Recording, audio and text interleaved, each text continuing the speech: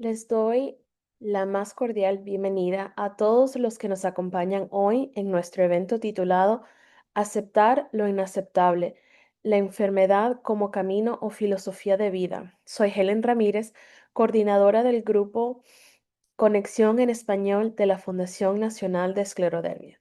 Antes de continuar, queremos recordar que la Eh, Fundación Nacional de ah, Esclerodermia no respalda de manera específica ningún medicamento, tratamiento, ensayo clínico o estudio que pueda mencionarse durante esta sesión.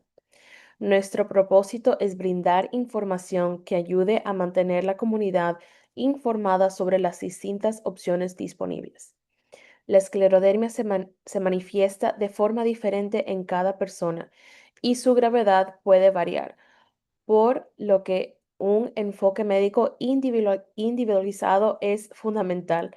Recomendamos siempre que cualquier decisión sobre tratamiento sea consultado con el equipo de salud de cada paciente. También les recordamos que pueden escribir sus preguntas en el chat durante toda la sesión. Intentaremos responder la mayor cantidad posible al final de la presentación. A continuación, le cedo la palabra a Marisol González, paciente de Puerto Rico, quien será copresentadora de este evento. Adelante, Mari. buenos días, gracias a todos, gracias Helen y gracias a cada uno de ustedes por estar aquí. Hoy tenemos el honor de contar con profesionales extraordinarias. Nadia Gain Herrera, psicopedagoga, licenciada en educación especial y especialista en neurodivergencia y educación emocional, con más de 25 años de experiencia en el ámbito clínico y educativo. Es facilitadora de talleres de bienestar emocional, mentora en negocios con propósito y coautora del libro Atrévete a ser la protagonista de tu propia historia. Y María Gabriela de Francesca García Marrero, psicóloga clínica especializada en duelos, crisis y traumas con experiencia en acompañamiento psicoterapéutico a pacientes oncológicos y en cuidados paliativos. Es docente universitaria, facilitadora de programas terapéuticos y co-creadora de la membresía Elijo Ser. Nadia y Gabriela, gracias nuevamente por acompañarnos. El espacio es todo suyo.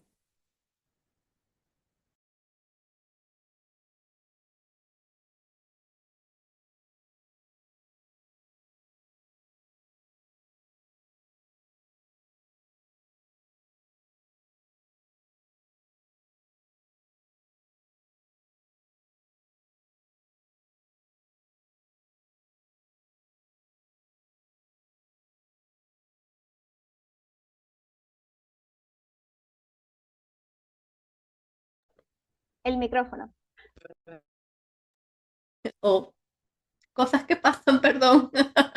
Bueno, les decía que muchísimas gracias por esta invitación. Para nosotros siempre es un gran honor ser parte de la fundación y colaborar de alguna manera en este momento, pues a través de una charla que hemos preparado especialmente para ustedes y que esperamos que sea muy provechosa y puedan llevarse la mejor experiencia. Ya Marisol nos presentó, pero acá podemos ver nuestra presentación otra vez. Si se fijan debajo de nuestros nombres, no estamos eh, mostrando nuestra especialidad o nuestra etiqueta, digámoslo así, profesional. Simplemente somos Nadia y María Gabriela. ¿Por qué? Porque queremos traerles a ustedes nuestro lado más humano, además de nuestra formación profesional para ponerlas a su disposición. Tanto María Gabriela como yo, al igual que muchos de ustedes, pues llevamos a diario la presencia de una enfermedad autoinmune que nos acompaña. Y por eso, precisamente, entendemos de primera mano lo que significa para la mayoría de ustedes que están aquí. No sabemos si todos son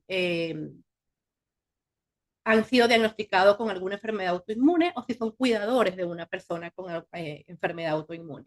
Pero queríamos mostrarles primero esa parte humana de nosotros y decirles que en esta charla vamos a hablar de cómo aceptar, de cómo hacer las paces, de cómo sobrellevar el hecho de convivir con una enfermedad autoinmune, no para minimizar tu dolor, sino para acompañarte a transitarla de una manera más amable y consciente.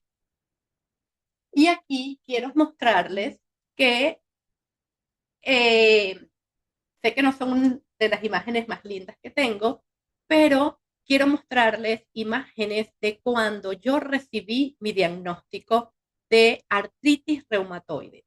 Hoy día yo he sido diagnosticada con artritis reumatoide, que es una enfermedad del sistema inmunitario, y también con fibromialgia. Estas fotos corresponden al año 2015, cuando no sabía qué estaba pasando con mi cuerpo, cuando me encontraba en crisis de dolor, como pueden ver en estas imágenes, de inflamación, y no entendía qué era lo que estaba pasando conmigo.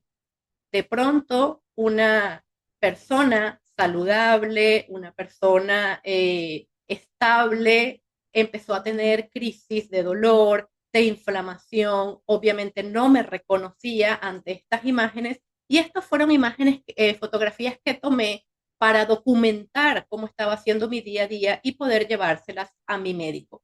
Tardé más de 10 meses en recibir el diagnóstico de artritis reumatoide y un año después se encontró que también tenía o sufría de fibromialgia. ¿Por qué les cuento esto y por qué parto de esto?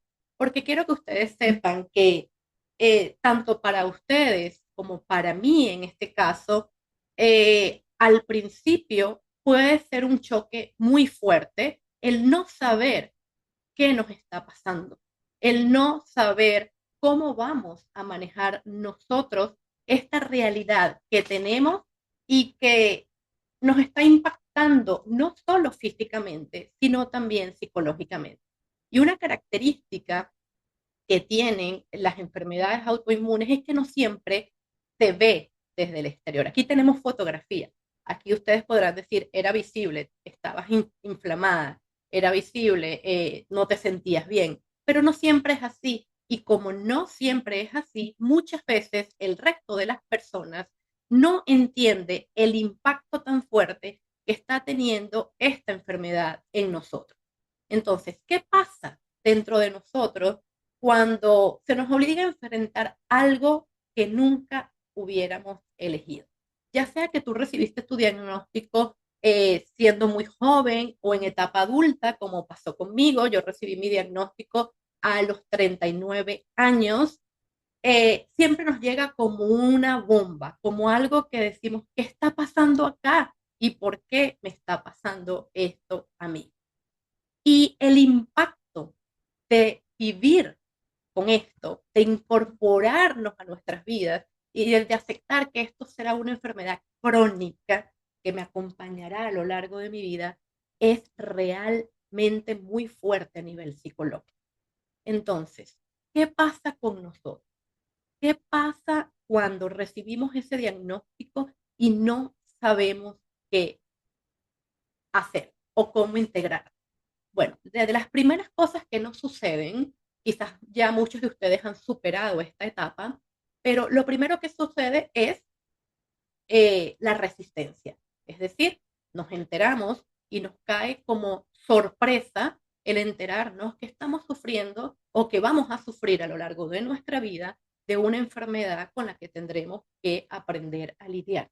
Nos sorprende porque generalmente vemos que estas cosas le suceden a los demás o en el caso de las enfermedades que tienen que ver con el sistema inmune, las enfermedades del sistema, las enfermedades reumatológicas generalmente lo asociamos con personas mayores, con ancianos y no con personas jóvenes. Entonces nos sorprende saber que una persona joven, activa, llena de vida, va a sufrir de una enfermedad como en mi caso la artritis reumatoide. Luego pasamos por una etapa de negación, de esto no puede ser, no puede ser. Yo voy a tener que convivir con esta enfermedad. Después de pasar nuestras etapas de sorpresa y de negación, es posible que entremos en una etapa donde nos moleste esta realidad, donde nos neguemos a aceptar que nuestra vida ahora va a estar determinada por una enfermedad. Y muchas veces esa misma rabia, esa misma impotencia que nos genera la enfermedad, nos puede llevar a la búsqueda desesperada de soluciones. Y eso es lo más sano que debe suceder. Una vez que hayamos pasado las 3 primeras etapas, empezar a buscar soluciones, porque esto nos va a llevar a la aceptación. Si nos quedamos en la rabia, si nos quedamos negando lo que está haciendo, es muy posible que se transforme en un círculo vicioso donde siempre vamos a estar luchando contra la enfermedad. Entonces, ¿qué quiero decirles con todo esto? Resistir es humano, es normal. Todos nosotros pasamos por estas etapas y está bien sentirlas, no nos tenemos que sentir mal por sentirlas. ¿Sí? De hecho, hoy día en las redes sociales es muy normal ver personas que romantizan la enfermedad, personas que dicen, sí, yo tengo este diagnóstico, tengo otro diagnóstico, pero además funciono de esta manera y hago esto y hago lo otro y hago lo otro. Y cuando nosotros vemos personas que a pesar de la enfermedad están viviendo una vida aparentemente maravillosa, nos cuestionamos a nosotros mismos y decimos, ¿por qué yo no puedo ser así? Porque yo todavía tengo tanto dolor, porque yo todavía no puedo lidiar con esto. La idea no es comparar, la idea no es tratar de hacerlo como lo hacen otras personas. Quizás otras personas encontraron otro camino, pero lo que sí podemos hacer nosotros es tratar de salir de esta espiral de sufrimiento que nos deje allí anclados y tratar de buscar soluciones. Después de esta etapa, a veces caemos en el duelo. Y el duelo, que generalmente vinculamos esta palabra con la pérdida de alguna persona amada, de la muerte de alguna persona amada, el duelo también lo podemos sufrir nosotros ante diferentes etapas de nuestra vida y ante diferentes cambios que tengamos en nuestra vida. Por ejemplo, al emigrar, podemos vivir un duelo por haber dejado nuestro país, por haber dejado nuestra familia, por haber dejado esa etapa de nosotros que solía ser de una manera y que ahora es de otra. Cuando nosotros tenemos el diagnóstico de una enfermedad, también pasamos por una etapa de duelo. Si esta es la etapa en la que te encuentras ahora, quiero también validarla y decirte, está bien, es normal, es una etapa que tienes que pasar. Lo peor es que muchas veces ni siquiera nos damos cuenta que estamos atravesando un duelo. Cuando nos sentimos tristes, cuando no queremos salir, cuando no queremos que nos vean de determinada manera, cuando no podemos planificar en base al futuro porque no sabemos cómo va a ser ese futuro, estamos atravesando un duelo. Y así como cualquier duelo, hay que abrazarlo, hay que validarlo, hay que aceptarlo, pero también debemos evitar quedarnos allí por un tiempo prolongado porque deja de ser saludable. Otra de las cosas que nos impactan a nivel psicológico, y no solamente en las etapas iniciales, sino a lo largo de lo que es convivir con una enfermedad crónica, es la fatiga emocional. ¿Por qué? Porque además de tener dolor, además de ver cambios físicos en nuestro cuerpo, además de encontrarnos que no tenemos la misma fuerza o que no podemos prepararnos para el futuro como hubiésemos querido, constantemente estamos pensando o estamos en estado de alerta por los síntomas que pueden aparecer, por planificar en torno a la enfermedad, por ver qué puedo hacer para sentirme mejor. Y esta sobrecarga hace que se sume una fatiga a los síntomas que tenemos en nuestro cuerpo. Y un aspecto muy importante, que muchas veces las personas subestiman, es los cambios en nuestra identidad. ¿Por qué? Porque solíamos ser de una determinada manera. Si hay cambios físicos generados por la enfermedad, solíamos vernos de una determinada manera. Y cuando llega la enfermedad rompe con eso, esa identidad que nosotros traíamos, con esa manera en que nos veíamos a nosotros mismos.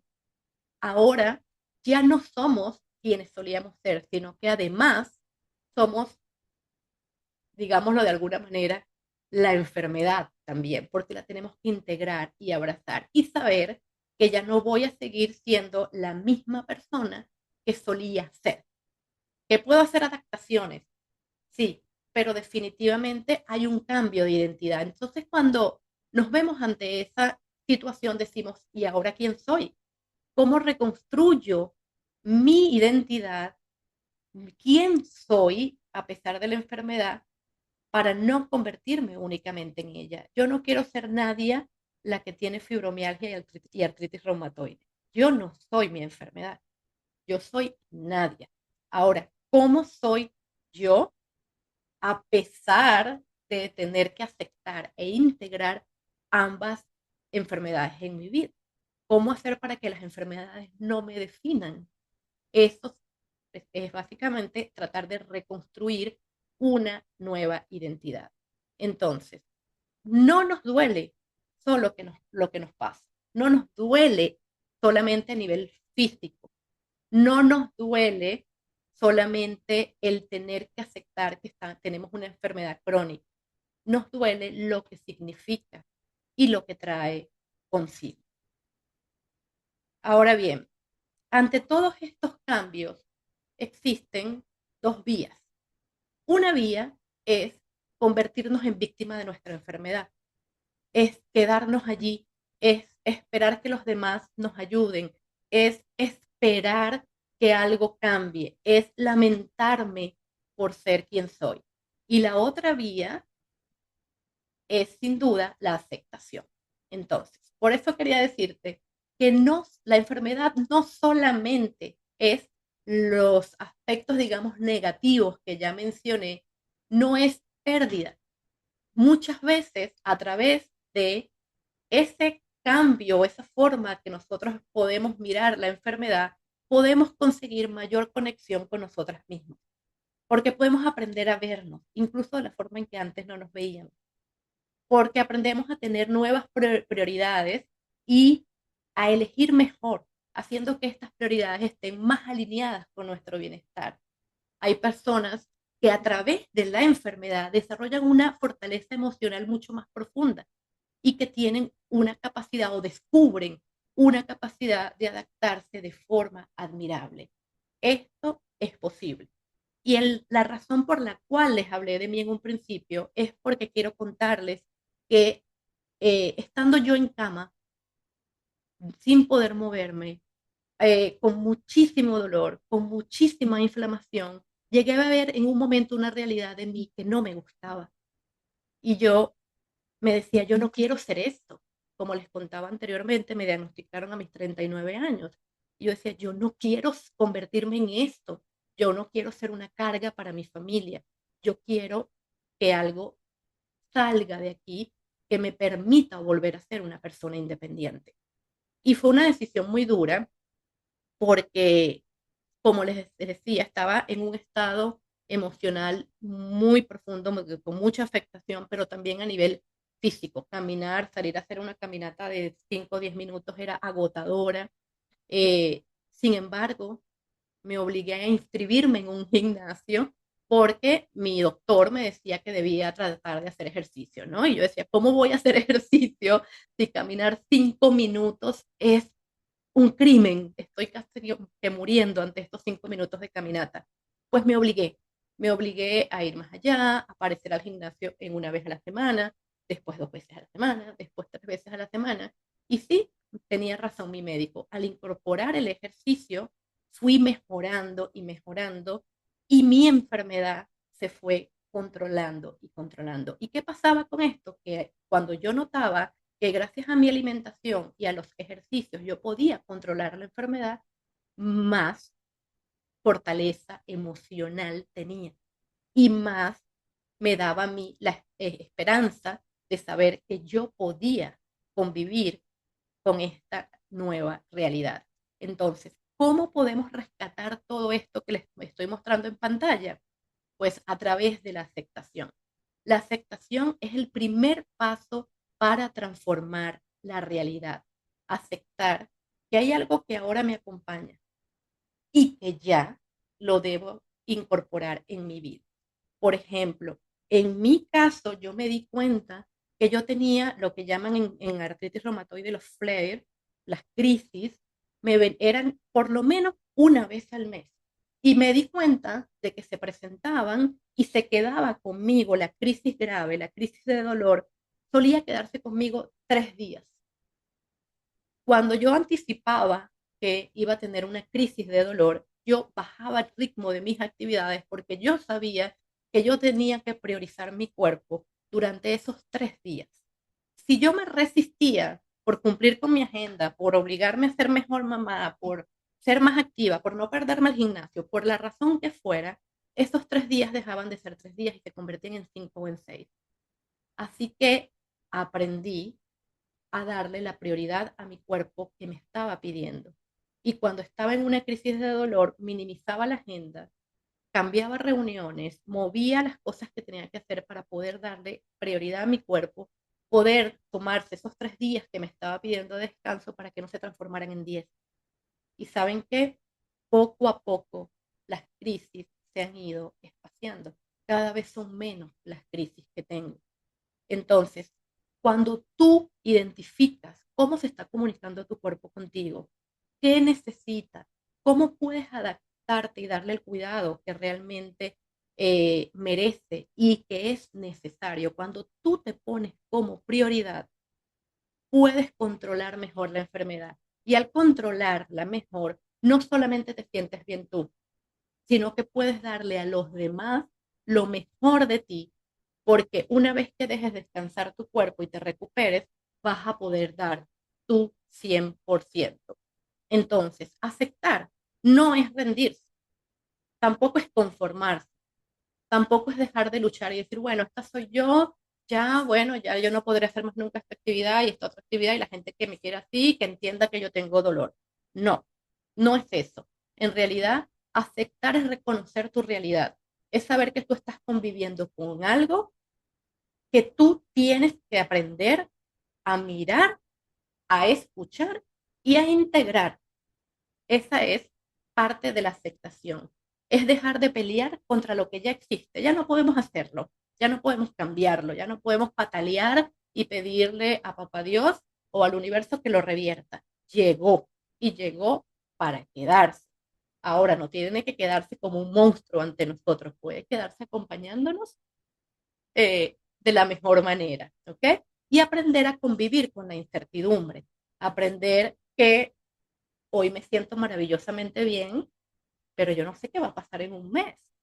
Y cuando llegue un cambio en un mes, tengo que aprender a reformular mis prioridades y organizar mi vida desde una nueva realidad. Quizás algunas personas están más afectadas que otros. Bueno, entonces, dentro de ese grado de afectación de la enfermedad, ¿qué cosas puedes hacer para que sea más simple para ti y más vivible y transitable a pesar de ello? La aceptación definitivamente no va a cambiar el diagnóstico, pero va a cambiar completamente la forma en la que la habitamos, la forma en la que vivimos a través de ello. Por eso es necesario aprender a escuchar el cuerpo desde una mirada más compasiva y no desde la resistencia. Reaprender a escuchar el cuerpo desde el respeto, desde el ritmo que nos va marcando el cuerpo, desde la presencia y sobre todo desde el autoconcepto. Porque si nosotros nos acostumbramos a vernos como una persona con una enfermedad, con una discapacidad, con una limitación, vamos a actuar en torno a ello y los demás nos van a ver de esa misma manera. Si nosotros no permitimos que la enfermedad nos defina y a pesar de ella nos convertimos en voceros, ayudamos a los demás, damos el ejemplo, seguimos con nuestras actividades, damos lo mejor como madres o padres de familia, el concepto que los demás van a tener de nosotros también va a ser diferente. Entonces, la adaptación sin pérdida de dignidad es posible y tú puedes aprender a manejarla sin sentir que pedir ayuda es debilidad. Cuando tú te concibes a ti misma como una persona que a pesar de la enfermedad estás desenvolviéndote en tu 100%, cuando entiendes que aceptar ayuda es parte de las negociaciones que tienes que hacer ahora, cuando aprendes a escuchar tu cuerpo y decides tomarte el tiempo que necesitas para sanarlo. Y durante ese tiempo te dejas ayudar, les dices a los demás que necesitas bajar un poco el ritmo, que necesitas dormir, que necesitas descansar, que necesitas que te ayuden con las labores de la casa o que te ayuden en tu trabajo. Cuando lo comentas con tus coworkers, cuando aceptas ayuda, dejas de verlo como un fracaso y entiendes que esa ayuda no es fracaso o no es debilidad, es sabiduría adaptativa. ¿Por qué? Porque te estás adaptando a esta realidad que estás viviendo y estás aceptando que los demás te tiendan su mano. Es parte de la estrategia. Y cuando lo ves desde allí, tu actitud para dejarte ayudar y para recuperarte más rápidamente te va a garantizar salir de tus crisis o de la forma en la que estás atravesando los síntomas de tu enfermedad. Bueno, espero que les haya parecido útil mi parte de la charla. Los voy a dejar con mi querida María Gabriela. Entiendo que al final podrán hacerme algunas preguntas, así que estaré dispuesta a contestarles. Y nada, Gaby, aquí estaré pasando eh, Listo, las láminas para ti. listo. Muchísimas gracias. De nuevo, gracias por todo y por estar aquí presentes el día de hoy. Yo creo que Nadia nos dejó con una base espectacular y justamente yo retomo una palabra de la que tú hablabas, mi Nadia, que era resistencia. Yo creo que lo inaceptable siempre va a generar eso, resistencia. Es la primera reacción, es la que más conocemos, es la que más sale. Y también una forma a veces de esta misma resistencia es que cuando llega el diagnóstico o llegan los síntomas, uno siente que esto es un castigo. Es más, hasta cuando llega lo que decía Nadia, llegan las crisis, que son horribles, que vienen con dolor, que a veces son crisis que me desconectan de mi cuerpo, de mi trabajo, de mis responsabilidades, de mi familia. Y a veces hay un pensamiento muy humano que llega, y es que se vive y se siente la enfermedad como un castigo, como una condena del cuerpo que está allí y que a veces, por más que la gente me diga, sé positiva, cambia la mentalidad, haz las cosas diferentes, uno siente que es un castigo, porque a veces las crisis cuando llegan, cuando uno está espectacular, no, llegan en cualquier momento, esté yo bien o esté yo mal, a veces viene la crisis y me dice, no me importan tus planes, yo voy a hacer lo que yo quiera con tu vida y tú respira profundo, pero yo llegué y yo vine para quedarme el tiempo que yo necesite quedarme. Y a veces una crisis de salud puede tomar una semana, 2 semanas, 3 semanas, no lo sabemos. Entonces, a veces es como comprender que sí, puede parecer un castigo. Por eso hablamos de lo inaceptable. Es difícil hablar de aceptar una enfermedad como camino de vida. Suena a que no, pero también uno es como comenzar a darle otra mirada y entender que lo inaceptable no necesariamente es un castigo, aunque así se sienta al inicio. Pasamos a la siguiente. Tampoco es una estaca, o sea, no es que me condena a ciertas cosas a lo largo de la vida, aunque así lo parezca. Volvemos a lo mismo, la mente nos pinta un escenario y la realidad nos pinta otro escenario. Pero sí, en un punto a veces pareciera que la enfermedad me limitara. Es más, la enfermedad tiene a veces algo de lo que las personas no hablan. La enfermedad cuesta económicamente. La enfermedad tiene un costo económico que implica que yo tenga un estilo de vida, un seguro médico, una red de apoyo, un sistema de salud, y eso cuesta dinero en el mundo real, humano, material. Eso cuesta dinero no solamente para mí, sino para mi familia. Eso cuesta también que yo tenga que tener un cierto trabajo que quizás no me gusta y me tengo que quedar allí porque ese es el trabajo que me cubre el seguro o es el trabajo que me da el dinero para. A veces tiene un costo familiar, a veces tiene un costo con mi pareja, a veces implica para algunas personas no tener una pareja, elegir no tener una pareja. Entonces sí, muchas veces se siente también como una estaca, como algo que me clavaron y que me quedó como condena de aquí en adelante hasta el día en que yo me vaya de este mundo. Y es muy fácil que la mente se confunda y lo tome desde ese lado. Y cuando lo estamos viendo como un castigo, como una estaca, es importante que nos acordemos de la parte que nos habló Nadia. Probablemente ahí estamos viviendo una fase del duelo y lo más importante de esa fase del duelo es que no se vuelva depresiva. Es que de allí no estemos a dos pasitos a una depresión profunda. Porque si yo miro esto como esto, estaca, castigo, condena, penitencia, como algo que jamás logro tramitar, hay una parte de mí que no es que está dañada, estoy pasando una fase depresiva, en donde está, es más mi resistencia que mi capacidad de poder abordar lo que está sucediendo.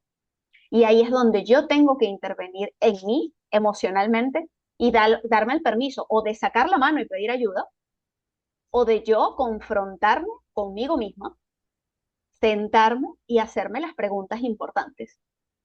Y es si de verdad esto es inaceptable o si yo puedo buscar un camino diferente para vivirme esto que me está pasando.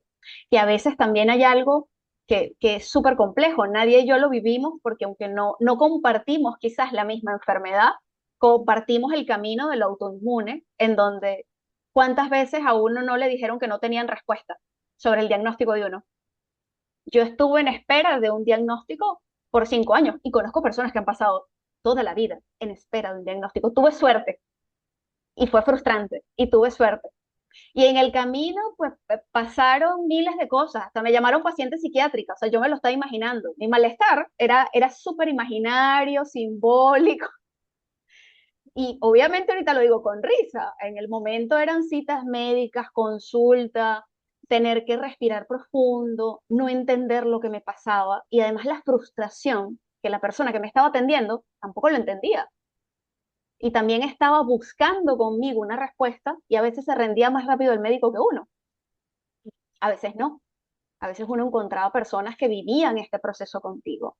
Entonces, ¿qué es importante en este camino? Yo no quedarme con lo que me dice mi mente y a veces ni siquiera quedarme con el mensaje que me están enviando de allá afuera y yo encontrar mi propio camino. La siguiente. Entonces, la enfermedad que nos hace nos empuja a elegir una filosofía de vida, una forma de posicionarnos ante lo inaceptable. Lo inaceptable a veces ni siquiera es una enfermedad. A veces lo inaceptable es algo que nos sucedió. A veces lo inaceptable es lo cruel de la vida. A veces lo inaceptable es lo real, lo duro, lo frágil, lo que yo no quería que sucediera, pero como humano no puedo controlar. Lo inaceptable es entender la naturaleza de lo humano. Lo humano tiene partes hermosas, bellas, pero también duras y todos en cierta forma cargamos algo muy duro encima. Entonces la pregunta es, sabiendo que esto es parte de la humanidad y que todos los humanos cargamos con algo, ¿qué vas a hacer tú con lo que cargas? ¿Y cómo vas a caminar tu vida, tu camino, tu historia con esto?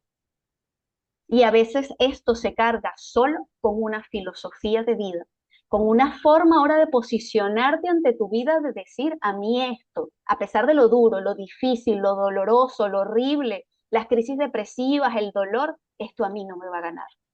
Lo inaceptable no me va a quebrar. Y es la misma postura que a veces elige una madre cuando pierde un hijo y sigue viviendo. Es la misma postura cuando uno tiene un cáncer y elige seguir luchando por más de que es difícil y a veces no te dan esperanza. Es la misma postura cuando a uno le diagnostican una enfermedad que es difícil, que es rara, que sigue en estudio, que es dolorosa.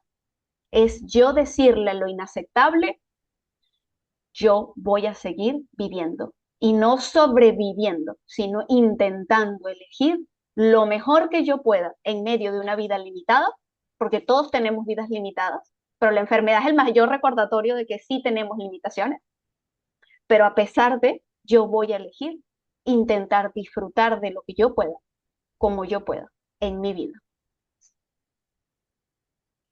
La siguiente, ok. Aquí hay un pequeño poema que dice, oh alma mía, no aspires a la vida inmortal, pero agota el campo de lo posible. Y la quería colocar acá porque es un recordatorio, ¿no? Ah, nosotros tenemos que agotar en esta vida en esta humanidad todo lo posible y todo lo lindo que queramos vivir o todo lo que en sí queramos vivir. Y a veces sí, aspirar a que todo esté perfecto, a que llegue la cura mañana, a que todo sea espectacular y tengamos vidas en donde todo lo que deseemos se cumpla, obviamente sería el ideal.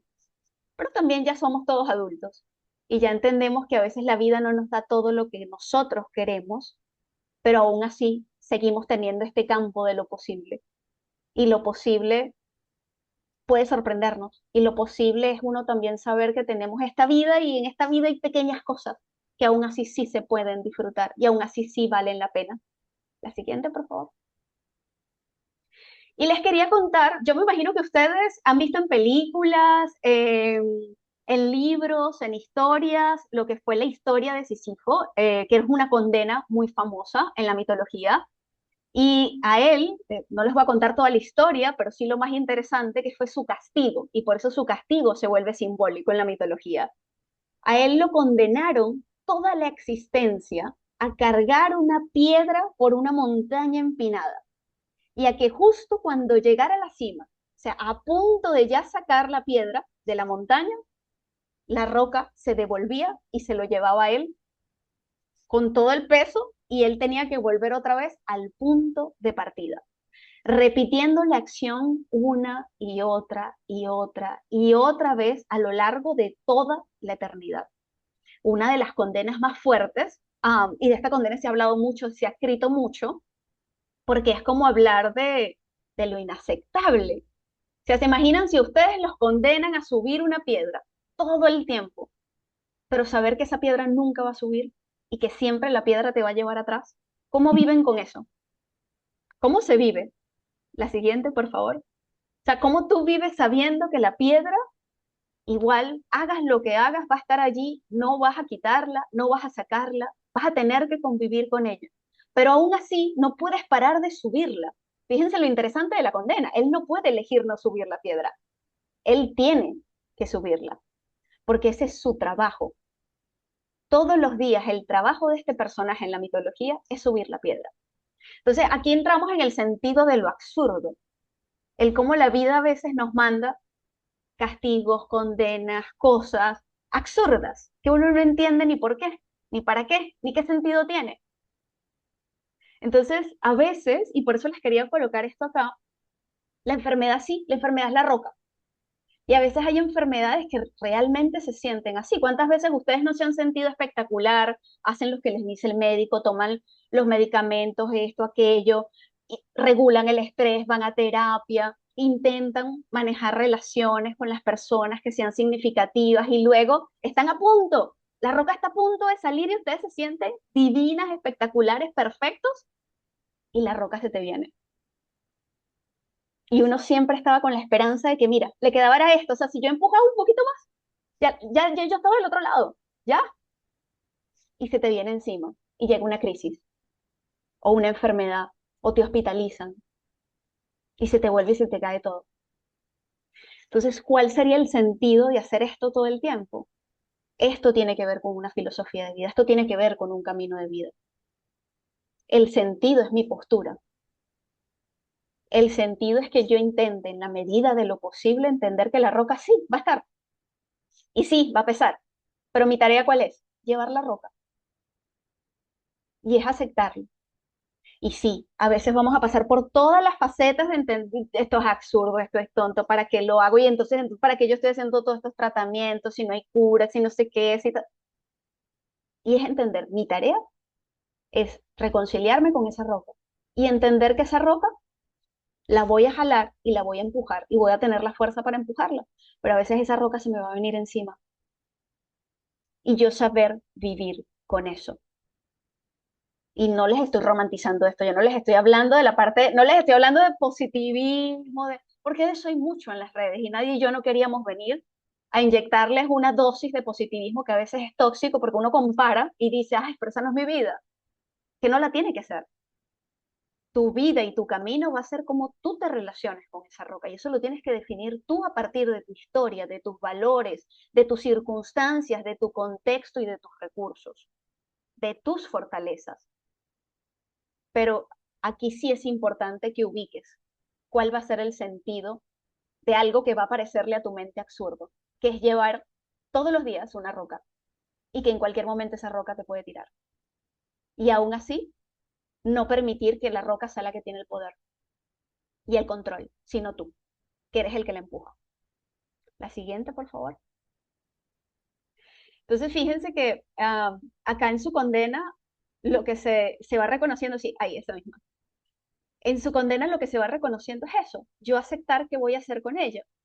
¿Y aceptar qué? Ya nadie lo había dicho por allá atrás. Aceptar la enfermedad, aceptar el destino, aceptar los cuidados que voy a tener que hacer toda la vida, aceptar las limitaciones o aceptar la vida. Y yo no los invito a aceptar nada más la enfermedad, el destino, los cuidados, las limitaciones. Yo los invito a aceptar la vida, porque así es la vida. La vida siempre nos pone circunstancias que vamos a tener que aceptar, así sean inaceptables.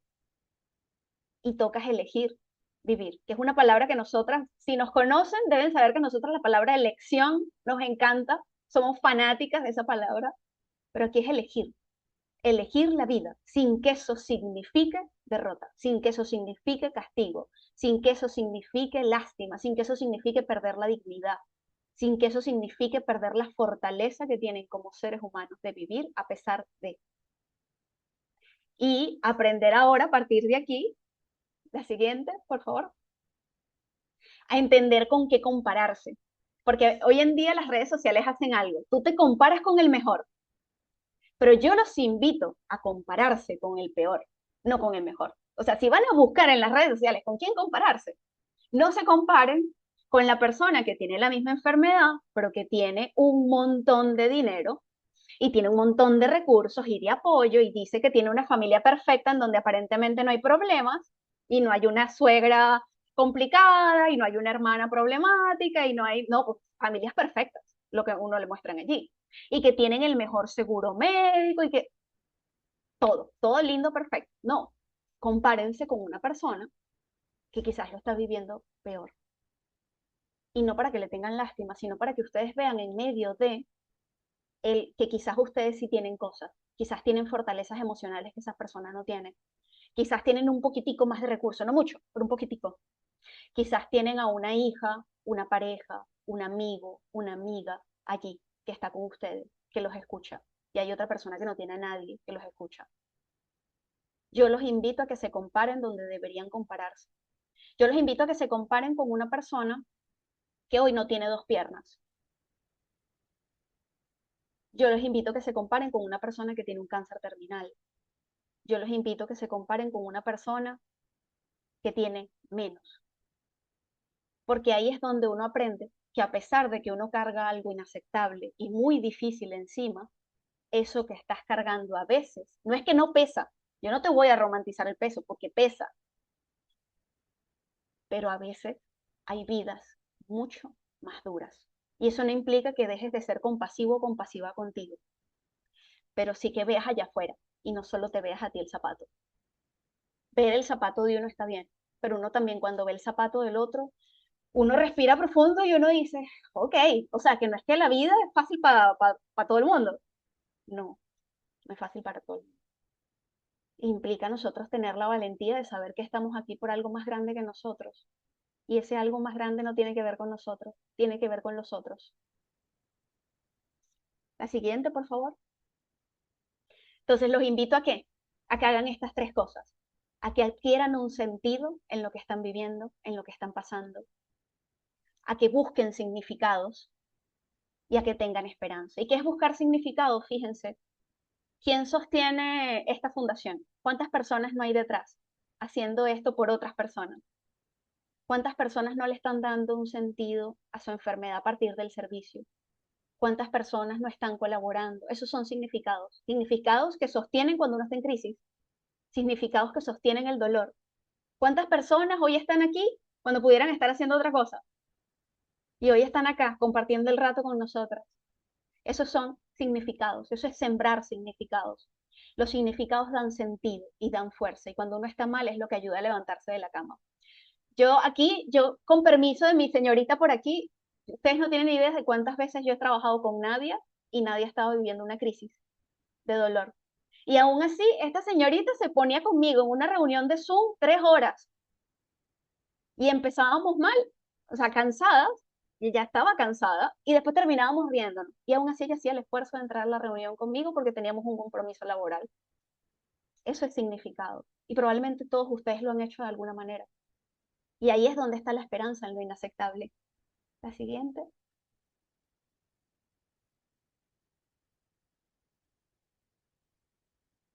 Así que la meta de todo esto y de aceptar la enfermedad como un camino o filosofía de vida es construir una vida llena de eso, de significados, de raíces, en donde cuando la vida venga y lance otra vez esa roca hacia atrás y te arrastre con la roca y uno diga, "Uf, pero no, el arrastradón fue horrible", tú te acuerdes de por qué estás acá.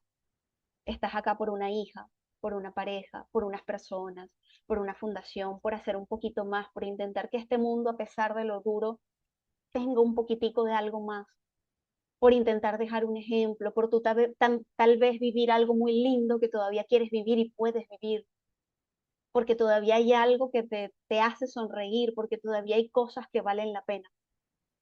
Eso es una meta, una muy hermosa meta, no fácil, pero sí hermosa. Y también la meta es ir más allá de lo inaceptable, porque en este mundo hay muchas cosas, y ustedes si lo piensan bien, hay muchas cosas que son muy difíciles de aceptar. Y aún así, uno sigue viviendo.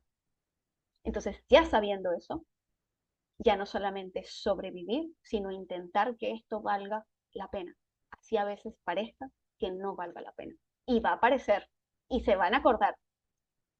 Por eso aquí es donde tenemos que tener tanto significado, ¿sí? Que uno se llena el corazón de todo esto cada vez que las cosas se pongan difíciles. Así que gracias infinitas a todos los que han estado acá por darnos a nosotras, que estamos encantadas y felices de estar aquí en nuestra dupla fantástica de compartir con ustedes este espacio. Ya me imagino que vendrá la ronda de preguntas y respuestas en su momento, pero gracias, gracias infinitas por esto.